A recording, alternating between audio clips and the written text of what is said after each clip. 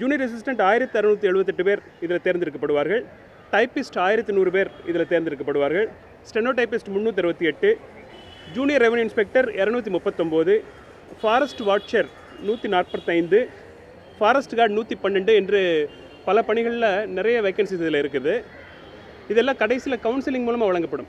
நம்ம rank list போட்டப்புறம் அதில் merit படி அவங்களை நம்ம கூப்பிடுவோம். மெரிட் கம்யூனல் ரிசர்வேஷன் அடிப்படையில் அவங்களை கூப்பிடுவோம்.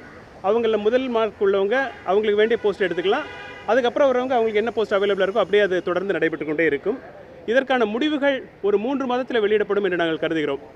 சென்ற ஆண்டு பார்த்திங்கன்னா ஒரு 4-4.5 மாதம் ஆச்சு. இந்த முறை நம்ம பல நடவடிக்கைகளை சிம்பிளிஃபை பண்ணியிருக்கிறதுனால ஒரு 3 மாதத்துக்குள்ளே இந்த முடிவுகளை வெளியிட்டு விடலாம் என்று நான் கருதுகிறேன். குரூப் 1 பொறுத்த வரைக்கும் 2 மாதத்தில் வெளியிடுவோம்னு நாங்கள் சொன்னோம். ஏன்னா அது எழுதினவங்க 2 லட்சம் பேர். இப்போ இந்த தேர்வு எழுதுனது ஏறக்குறைய 14 லட்சம் பேர் எழுதுறாங்க. அதனால் கொஞ்சம் டைம் 1 மாதம் கூடாகும்னு நாங்கள் எதிர்பார்க்குறோம். அதிகபட்சமாக 3 மாதத்துக்குள்ளே ரிசல்ட் போட்டுடுவோம். முன்னாடி கூட வெளிவரதுக்கு வாய்ப்பு இருக்குது. டிஎன்பிஎஸ்சி பொறுத்த வரைக்கும் நம்ம எல்லா ரெக்ரூட்மெண்ட்டும் ஸ்பீடப் பண்ணதுனால சென்ற ஆண்டு 10,701 பேர் நம்ம ரெக்ரூட் பண்ணோம். இந்த ஆண்டு ஜூன் மாதம் வரை 11,027 பேர் நம்ம செலக்ட் பண்ணியிருக்கோம். இன்னும் ஒரு 4,300 பேர் நம்ம ஏற்கனவே இருக்கக்கூடிய செலெக்ஷன் ப்ராசஸ் மூலம் நம்ம செலக்ட் பண்ணுறதுக்கு ஒரு 2-3 மாதங்களில் செலக்ட் பண்ணுறதுக்கான நடவடிக்கைகள் இருக்குது.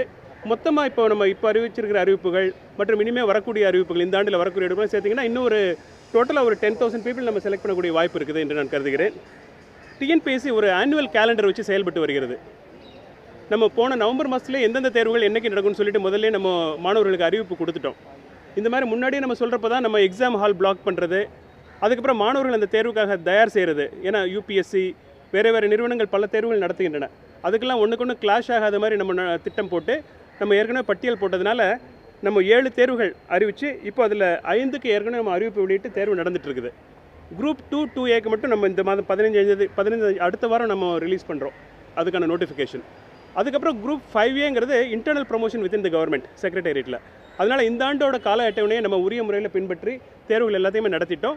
குரூப் 2A நம்ம அறிவிப்பு வெளியிட்ட உடனே இந்த அறிவிப்புகள்லாம் ஓரளவு கம்ப்ளீட் ஆகிடும். டிஎன்பிஎஸ்சி எல்லாத்தையுமே நம்ம பிளான் பண்ண மாதிரி இந்த ஆண்டு நம்ம நடத்தக்கூடிய வாய்ப்பு நமக்கு கிடைச்சிருக்குது.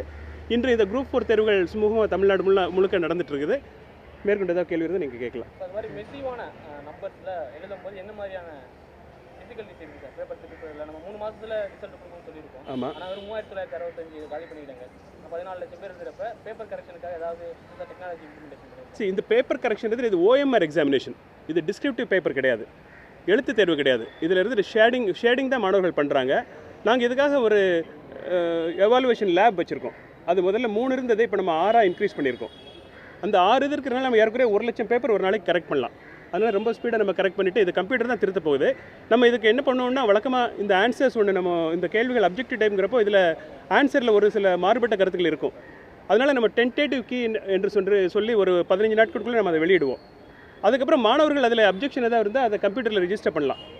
அதை நாங்கள் என்ன பண்ணுவோம்னா எக்ஸ்பர்ட் பேனல் ப்ரொஃபஸர்ஸ் எல்லாம் வர சொல்லி எது சரியான ஆன்சர்னு சொல்லிட்டு நாங்கள் ஃபைனலைஸ் பண்ணிவிட்டு அதுக்கப்புறமா திருத்தணும். ஸோ இதுக்காக ஒரு 20 நாள் நமக்கு போய்டும் முதல்ல. அதுக்கப்புறம் திருத்துறதுக்கு ஒரு 1 மாதம். அந்த திருத்தி முடிச்சப்பறம் நம்ம ரேங்க் லிஸ்ட் போடணும். ஏன்னா பலவிதமான ரிசர்வேஷன்ஸ் இருக்குது நமக்கு. அந்த ரிசர்வேஷன் அடிப்படையில் நம்ம ரேங்க் லிஸ்ட் போட்டு தான் நம்ம கவுன்சிலிங்க்கு கூப்பிட முடியும். இந்த நடைமுறைக்காக நம்ம 3 மாதம் சொல்கிறோம். பேப்பர் திருத்துறதுன்னு பார்த்தீங்கன்னா ஒரு 1 மாதத்துக்குள்ள நம்ம திருத்தி முடிச்சிடலாம். பட் இறுதி ரிசல்ட் போடுறப்போ நமக்கு ஒரு 2 அல்லது 3 மாதம் ஆகிடும். கவுன்சிலிங் நடத்தி போஸ்டிங் கொடுக்குறப்போ ஒரு 3 மாதம் ஆகிடும். உடனுக்குடன் செய்திகளை தெரிந்து கொள்ள சன் நியூஸ் பெல் ஐகானை கிளிக் பண்ணுங்க.